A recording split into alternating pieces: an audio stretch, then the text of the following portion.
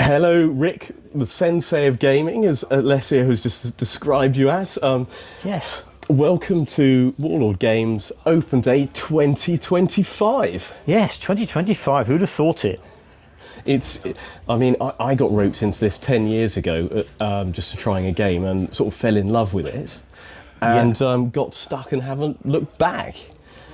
Do you have any particular area of the game that you're particularly proud of, or even, Within Warlord, I actually think the very first thing we did was Black Powder, which of course was it was like a first stepping stone, the first rung on the ladder, the first thing that Warlord Games really did that was significant. I very much enjoyed putting that together because you had to adopt because the game has a massive consensual element to it. I needed to present it in a particular way. You couldn't just present it as a set of rules because it's as much bounded by convention as it is by rules. And I found a voice for that, which worked very well. And so I saw that as a challenge, but also I was very pleased with just how successful it was and how popular it became, and still is. I have to admit, that's something that I'm dipping my toe into at the moment with the Napoleonic stuff. I'm finding the painting the uniforms challenging I need to get it right. There's grenadiers on the left, and then there's somebody else on the right hand, and and it's just. Yeah. And now I'm finding myself ordering sharp box sets and things like that. Yeah, well, of course, the ironic thing is that I don't really do horse and musket period broadly wargaming. That's not my thing. But the Perrys are devoted to it. So the reason why we did Black Powder was because we were playing games around at the Perrys. Oh, okay. Using their massive Napoleonic armies. So the challenge of painting Napoleonic figures is not something I've ever had to face. Oh, because they've got it all there in spades. And thousands of models collected over many years and painted professionally.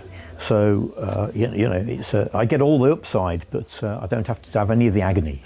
Oh, fair enough. Yes, yeah.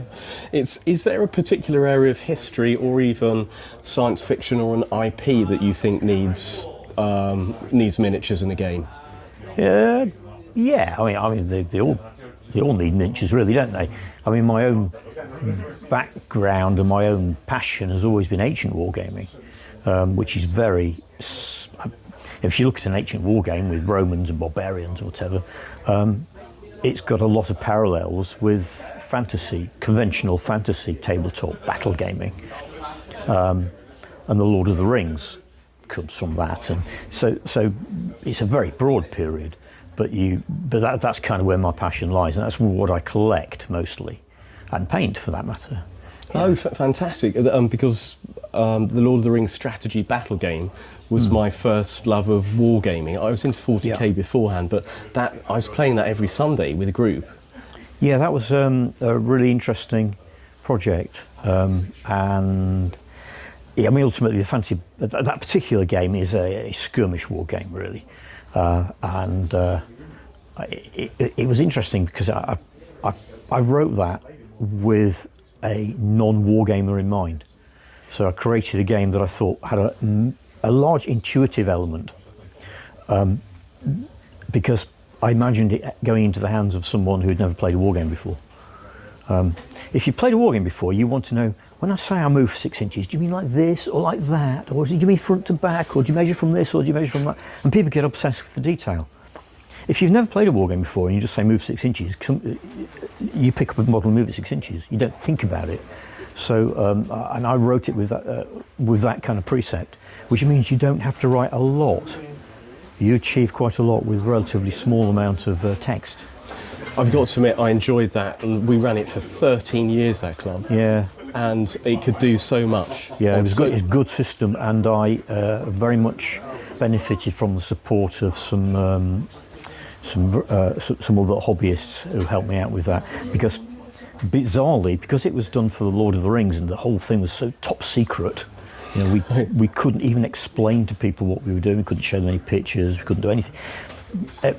Even when I went to New York to talk to the people at at New Line Film about the project. We were allowed to look at their big folder, which had lots of pictures in it, but we weren't allowed to take pictures. We weren't allowed to copy anything.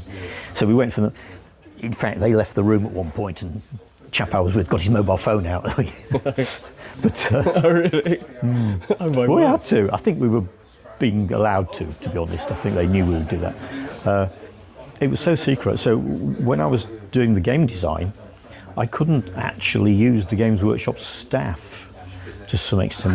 We had to all sign NDAs and so on and so forth. So it was quite a tricky one. Yeah, that's enormously exciting. Rick, thank you very much for giving me 5 minutes. And, You're welcome. Always great to hear new perspectives. Thank you very much, sir. Thank you. And Good you luck. too.